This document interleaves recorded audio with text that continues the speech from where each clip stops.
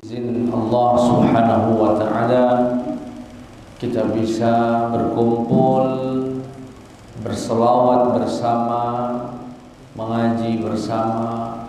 Semoga kelak juga bisa masuk surga bersama. Amin ya Rabbal Alamin. Salawat beserta salam terkhusus dan tercurahkan kepada junjungan kita, kekasih kita semua, Sayyidina Muhammad sallallahu alaihi wasallam. Semoga kelak kita semua insyaallah diakui sebagai umatnya dan mendapatkan syafaatnya. Amin ya rabbal alamin.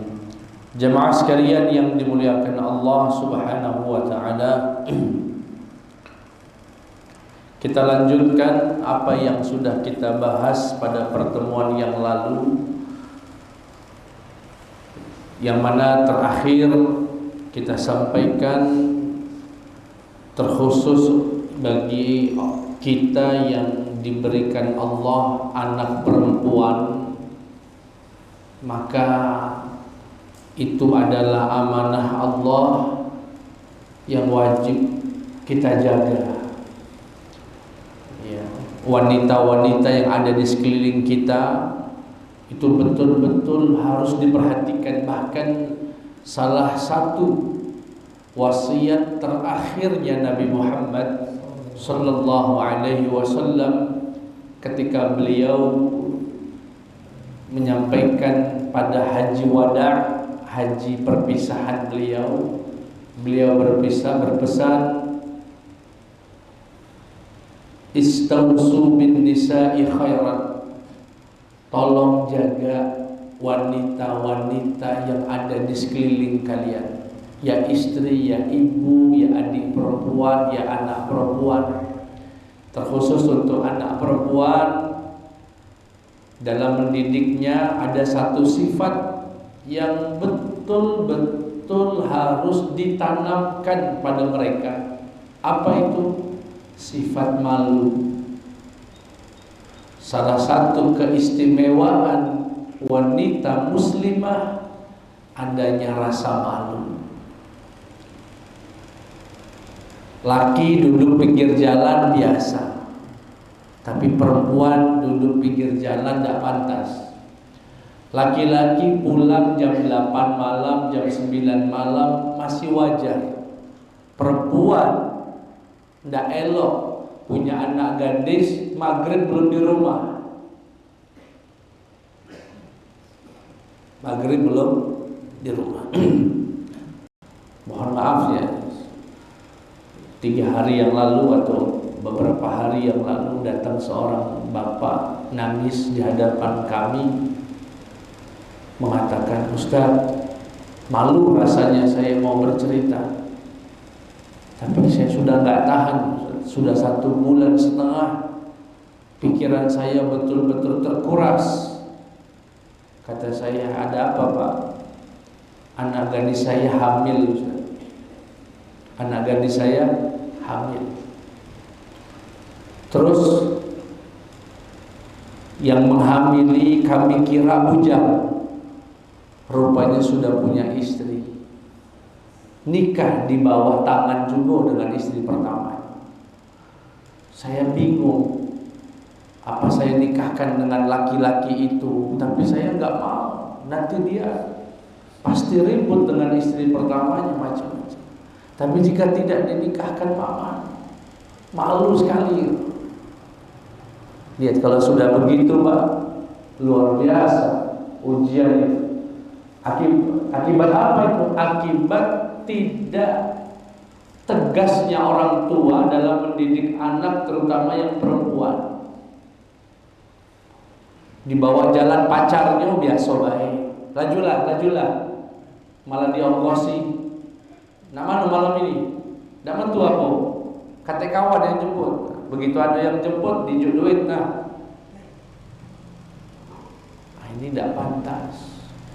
Salah satu keistimewaan anak perempuan, adik perempuan adanya punya rasa malu. Malu auratnya kelihatan. malu ketika dia keluar malam-malam, malu ketika dia mengangkat suara tinggi kepada suaminya, kepada orang tuanya. Ya, maka sifat yang sangat penting untuk ditanamkan pada anak perempuan adalah sifat malu, atau yang disebut dengan hishmah, ya, atau haya, sifat malu. Baik, ini sudah kita jelaskan pada pertemuan yang lalu. Ya, mungkin saya tambah sedikit, termasuk saat bermain media sosial, karena kenalannya juga awalnya lewat media sosial. Bapak Ibu perhatikan anak-anak gadisnya, udah tidak pantas anak perempuan, mohon maaf, foto-foto sambil mengeluarkan lidahnya, lidahnya dia dikeluarkan, cah itu foto di share, ya. Tidak berhijab, tidak berjilbab, ya. Ibunya jangan mendukung, terutama ibunya kasih contoh.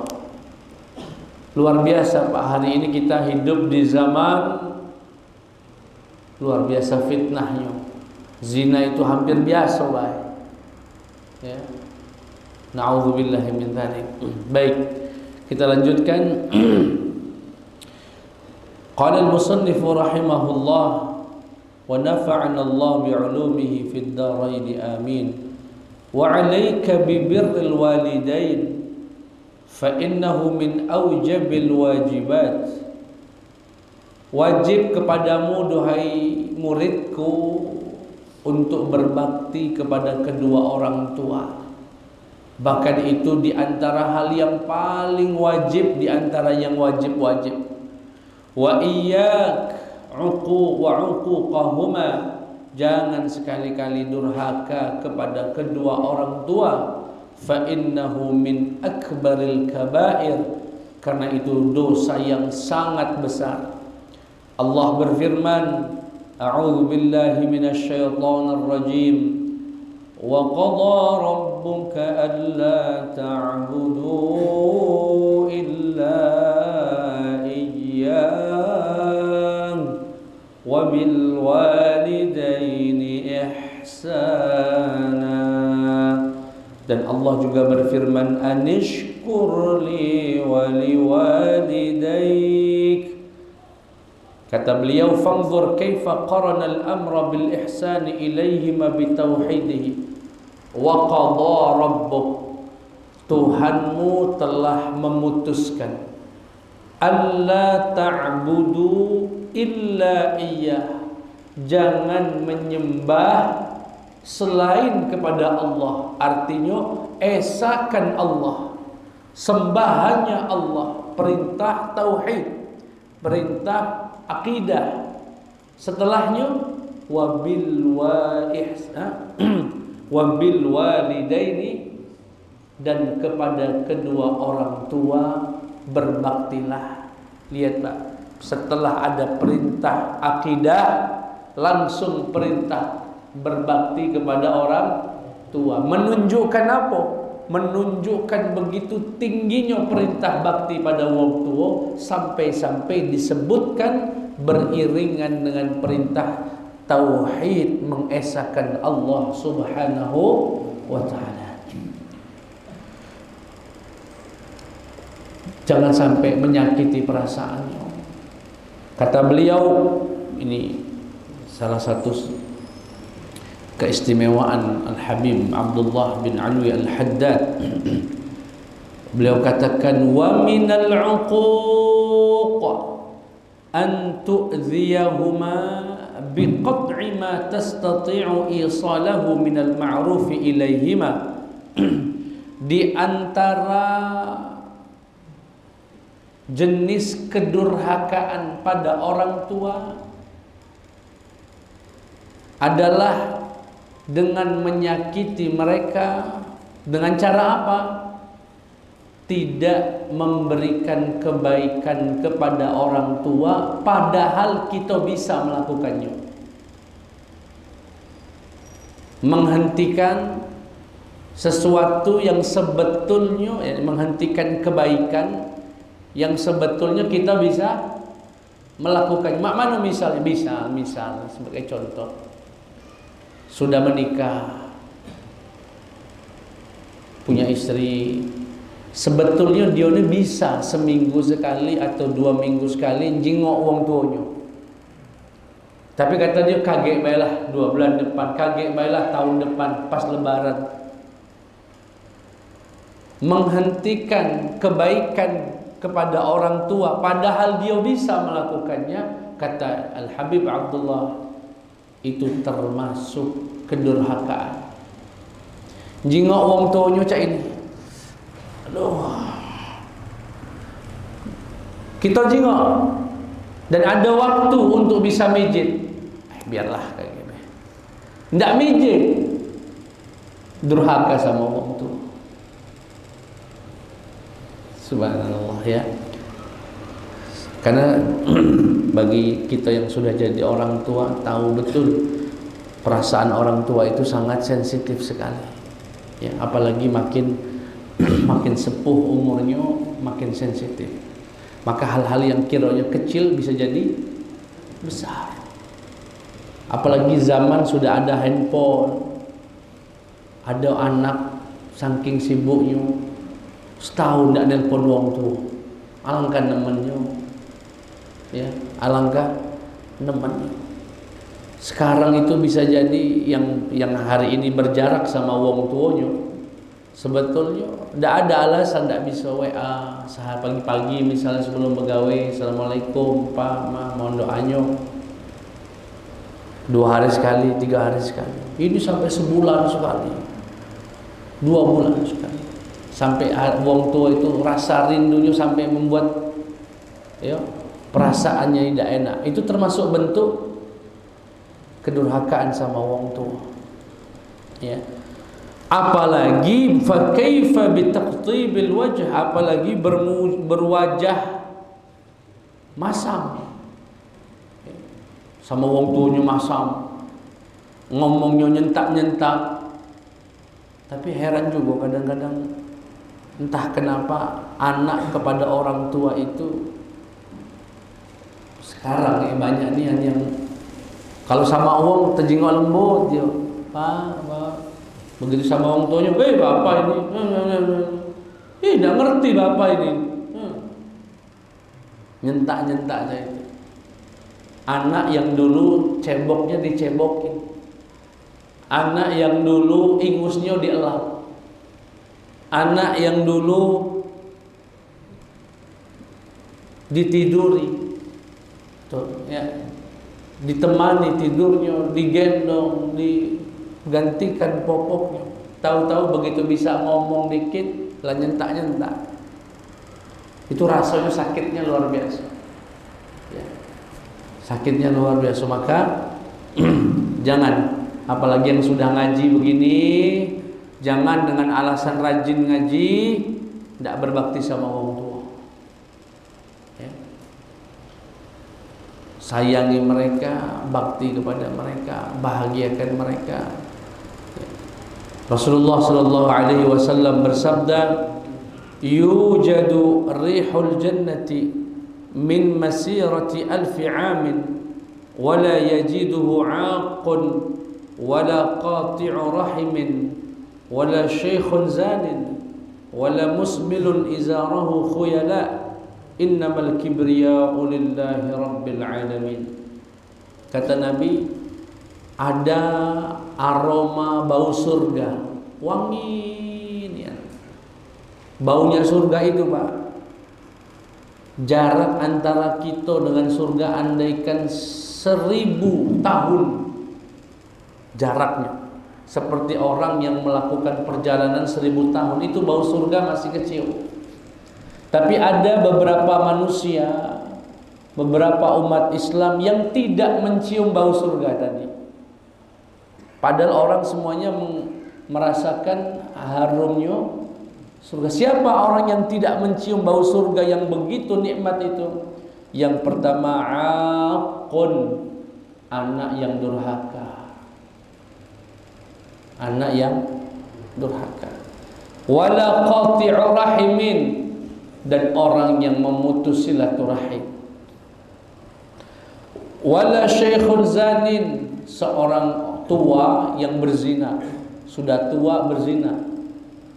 Wala musbilun izarahu khuyala, termasuk yang berpakaian di bawah mata kaki karena sombong. Musbil ya. Ini biasanya kalau kelompok sebelah kakunya ini, sampai akhirnya pakai celananya cingkrang galau. Ya. Tidak apa-apa, sunnah Nabi. Tapi jangan sombong. Baik yang menjulurkan pakaiannya di bawah mata kaki atau yang di atas, illahnya, sebab keharamannya bukan di atas atau di bawah, tapi khuyalanya, kesombongan yang dikandung. Kalau mencingkrangkan celana dan merasa dia ahli surga dan yang lainnya ahli neraka, dia merasa paling benar, fahuwa fil kadzalika haram, itu juga haram. Dan yang menurunkan celananya, sarungnya di bawah mata kaki karena sombong juga itu haram. Nah, orang ini juga tidak cium bau surga. Baik. Sekali lagi, bagi kita yang masih punya wong tua, berusahalah untuk bisa membahagiakan mereka. Berusahalah untuk membahagiakan mereka.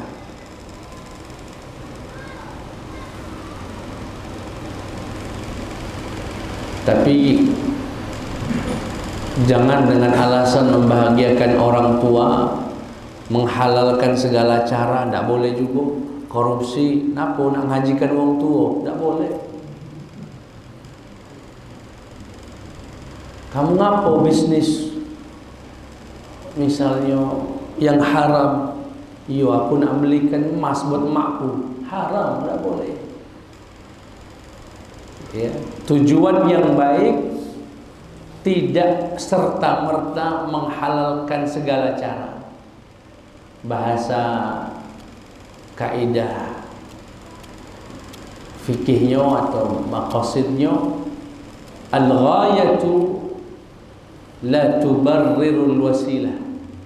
Tujuan yang baik tidak serta-merta menghalalkan segala cara. Ya. Kemudian wa yanbaghi lil walid, seyogianya, ini juga penting buat wong tua. Kalau ada anak caknya lagi berjuang untuk membahagiakan kita, ingin berbakti dengan kita, dibantu. Seyogianya orang tua membantu anaknya,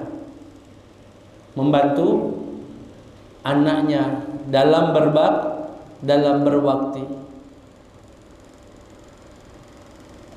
Ba'dal istiqsa'i alaihi fi talabil huquq, setelah seorang bapak meminta anak itu berbakti kepada dia.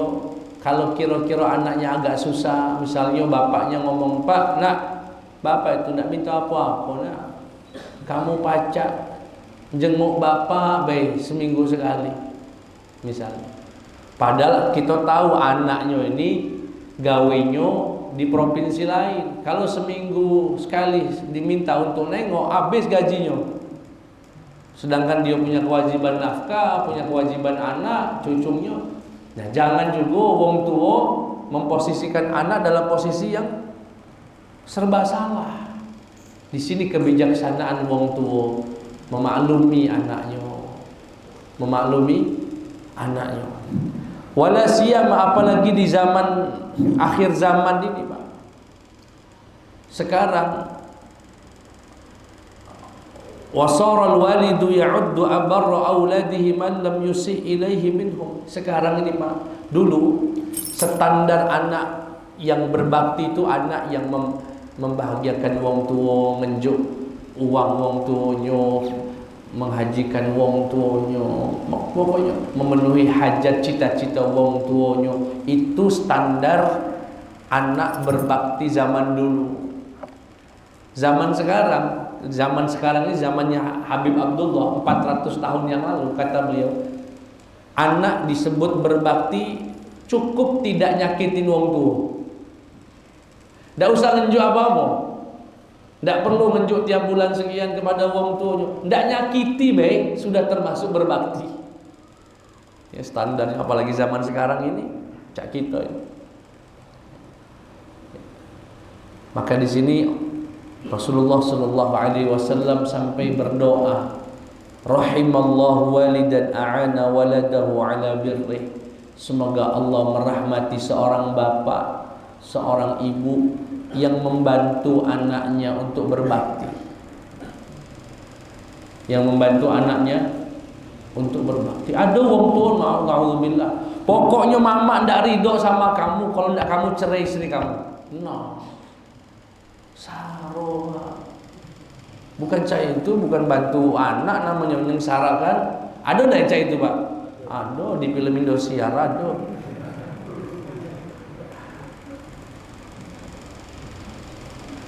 Sinetron. Jangan. Tapi di alam nyata juga ada ya, coba. Sampai pokoknya emak ndak bakal nginjak rumah kamu kalau kamu masih sama dia. Ya Allah. Bingung anak ini, Pak. Jangan begitu. Ya, jadi orang tua pun ya harus bijaksana. Bisa membantu anaknya dalam berbakti. Anaknya sebetulnya pengen berbakti, Pak. Tapi gara-gara ketidakbijaksanaan wong tua tadi, justru anaknya jadi anak yang durhaka. Tinggal pilih, emak atau istri kamu. No. Kok Ustaz apal nian? Sering dengar biasanya. Iya. Na'udzubillah min dzalik. Yang berikutnya pesan dari Al-Habib Abdullah, wa 'alaika bi silatir rahimil aqrab fal aqrab. Wajib kepadamu wahai kaum muslimin menjalin silaturahim terhadap kerabat yang dekat, makin didekati. Berbakti, berbuat baik kepada tetangga yang semakin dekat dia tinggal dengan kita, semakin berhak dia mendapatkan kebaikan dari kita.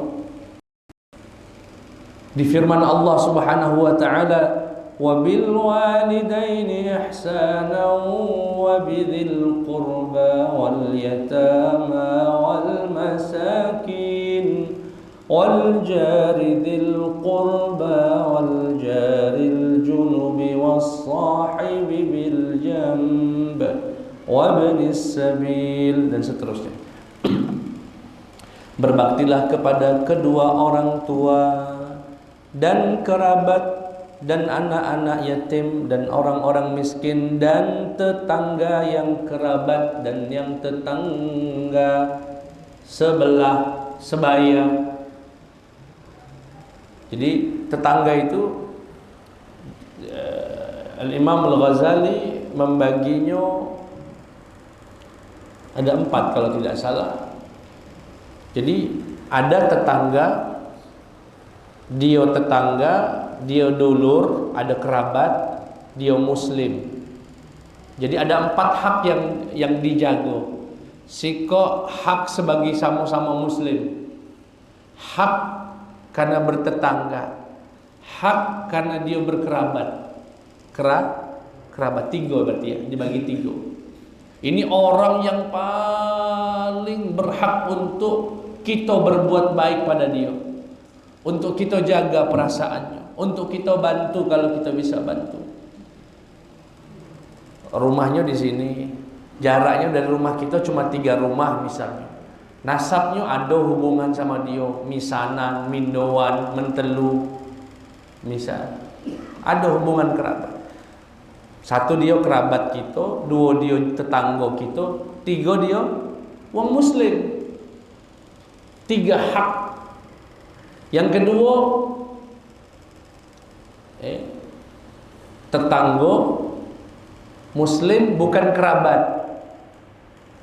Ini ada 2 hak, hak Islamnya, hak bertetangganya. Yang ketiga, tetangga dan non muslim. Dia juga kita berbuat baik kepada dia dengan hak, karena hak bertetangganya. Tapi memang Tetangga ini Bapak Ibu luar biasa. Ado tetangga bisa membuat kita masuk surga. Ado tetangga bisa buat kita masuk neraka. Betul tak Pak? Ada tetangga Masya Allah baik, rajin ibadah. Kalau dia ada rezeki, tidak sungkan dia ngirimi makanan ke kita, kita ngirim ke dia. Kalau kita lagi pergi, dia jaga. Ya. Alhamdulillah kami misalnya di lingkungan kami tetangga, andaikan kami kelupaan nutup pagar malam-malam, tahu-tahu pagi pagar itu lah tertutup, tetangga kami yang nutupkannya. Nikmat sekali yang saya. Ya. Begitu kita nak metu lupa nutup gerbang, ditutupkannya. Maka kata Rasulullah sallallahu alaihi wasallam, arba'un minas sa'adah, 4 hal yang merupakan kebahagiaan. Yang pertama, zaujah salihah, punya istri yang salihah. Yang kedua, al-jarus salih, tetangga yang baik. Yang ketiga, al-markabul hani, kendaraan yang nyaman. Yang keempat, al-baitul wasi', rumah yang luas. Atau kama qala alaihi salatu wassalam. Jadi kalau kawan-kawan yang belum punya rumah, sebelum cari rumah, sebelum menanya harganya, model, desainnya, jingok dulu tanggonya. Jangan kaget begitu beli rumah, rupanya bandar judi, sebelah sini bandar sabu, sini sabung ayam, hancur gitu. Pastikan dulu, jingok seminggu disurvei. Oh Masya Allah, ini wong baik. Sekali-kali nginep malamnya numpak, sholat di situ subuh-subuh, jingok dulu, rame ndak lingkungan. Rumahnya perumahan, ada 100 kakak, lebih segala. Sholat subuh tinggal 2 wong. Jangan tinggal situ, berarti katanya wong sholat subuh di situ. Ya. Karena tetangga itu Pak bisa mengantarkan kita ke surga, bisa juga mengantarkan kita. Viral beberapa tahun lalu, ada emak-emak sering buang kotoran manusia di rumah tetangganya. Nah, tiap pagi habis bersih buang kotoran. Na'udzubillah min dzalik. Rusak ada iman kita, Pak. Pacak rusak. Ada tetangga nutup jalannya, laju kita tidak bisa berjalan kemana-mana. Ada tetangga banyunya ngucur ke rumah kita, minta maaf tidak, ngomong tidak, apa tidak, diam baik dia. Rusak hati kita. Maka dari itu kata beliau, jaga betul tetangga ini. Bila perlu ngalah, jangan dilawan. Kalau tetangganya bikin ngalah baik. Ada tetangga tiap malam dengarkan lagu India. Lagu India yang dengar sekampung dengar galau. Jangan bertetangga dengan orang yang punya sound horeg. Tahu sound horeg? Lagi viral di Jawa itu.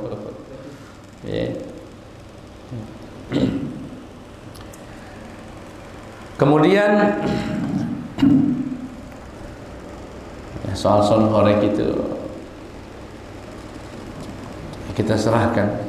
Kalau sebagai orang muslim, ya percayakan kepada ulamanya, apa pendapat ulama. Yang protes itu paling pengusahanya baik, yang punya soundnya, dan segelintir orang. Semoga Allah beri hidayah semuanya.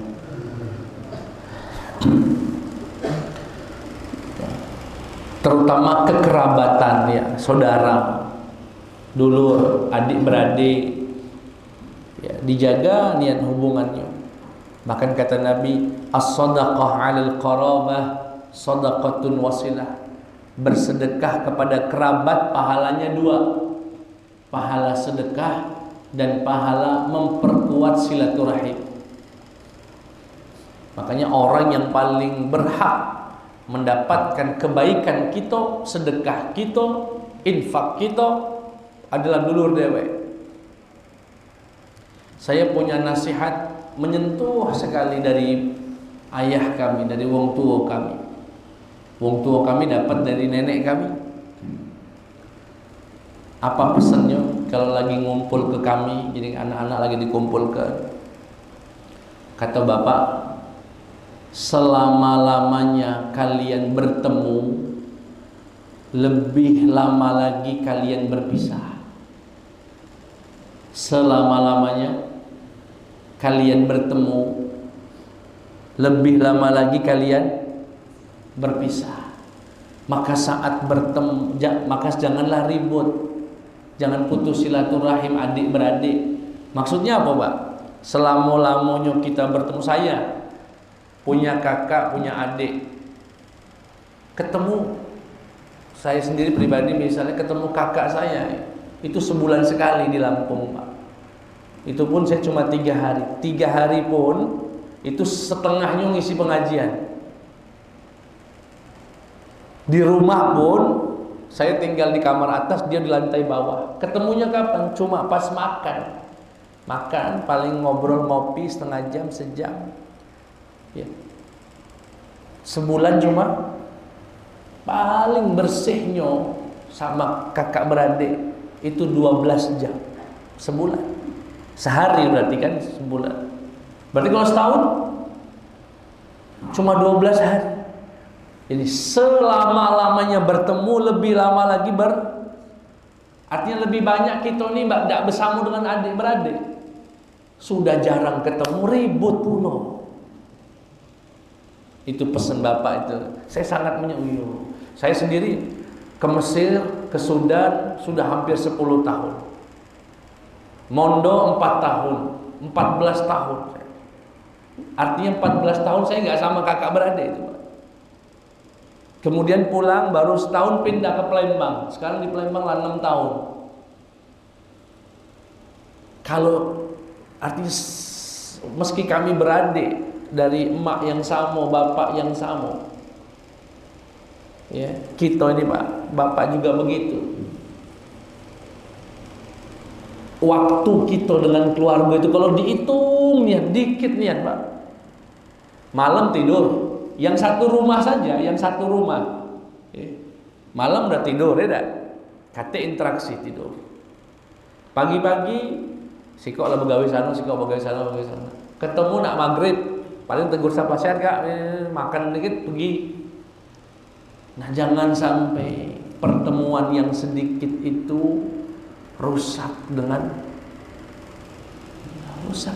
dunia biasanya, rebutan harta.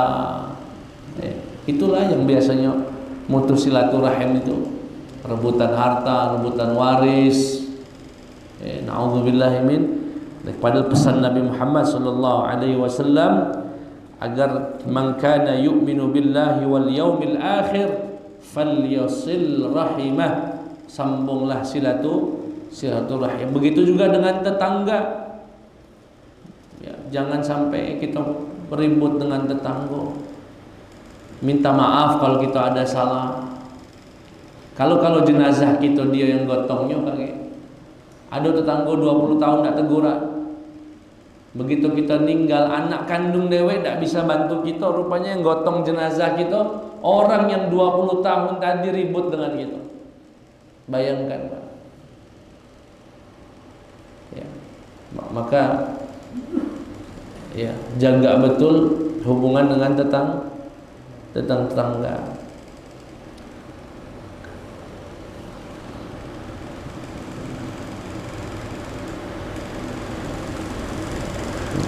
Nabi Muhammad sallallahu alaihi wasallam bersabda, "Laisal wasil bil mukafi."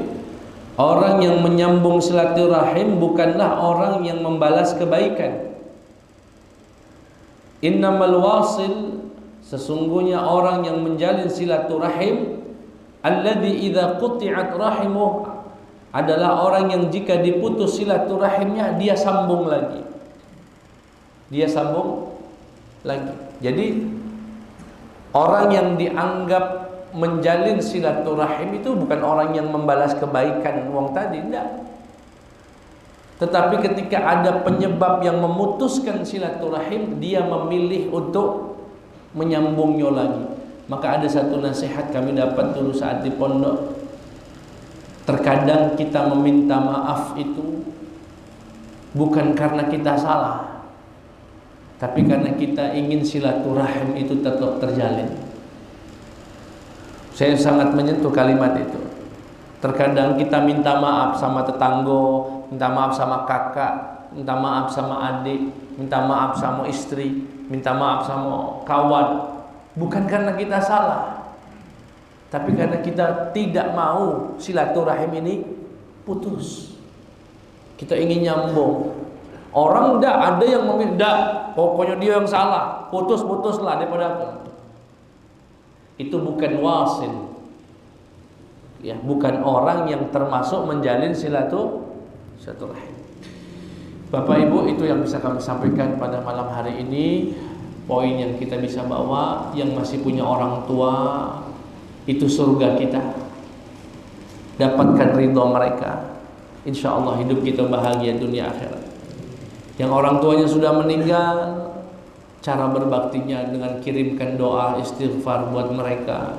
Kalau ada rezeki sedekahkan atas nama mereka, ya, menyambung silaturahim dengan orang yang dulu berhubungan dengan mereka.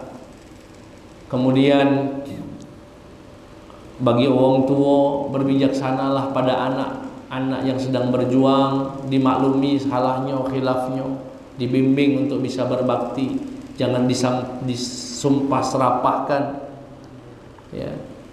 Yang berikutnya, ya, jaga hubungan kita dengan dulur.